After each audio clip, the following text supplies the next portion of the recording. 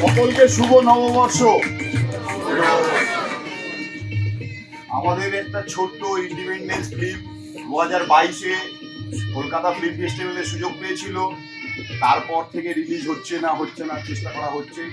অরনাথবাবু খুব সাহায্য করেছেন, তাই আমরা সিনেমাটা রিলিজ করার সুযোগ পেয়েছি।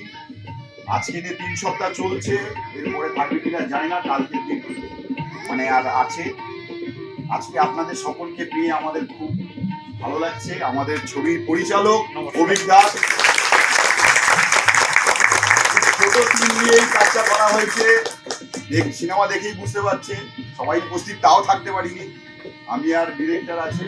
আপনাদের ভালোবাসা এবং আপনাদের কি বলবো, ফেসবুক হোয়াটসঅ্যাপে যদি একটু প্রচার পাই তাহলে হয়তো আরো একটু কালকের দিনটা বা তারপরের সপ্তাহে থাকলে তার প্রচারটা পাবো।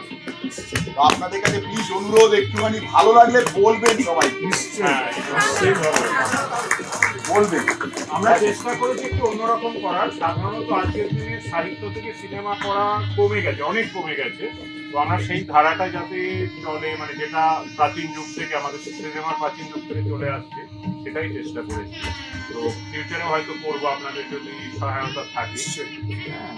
কিছুই বলবো। ধন্যবাদ। একটু জানাবেন কেমন লাগলো, বাইরে একটু বাইট নিতে পারি ছোট আমরা। আর ফেসবুকে একটু জানাবেন, সবাই জানাবেন। নববর্ষের দিনে একটা নিখাত বাংলা সিনেমা দেখানোর জন্য থ্যাংক ইউ। ধন্যবাদ। সকলকে অশেষ ধন্যবাদ।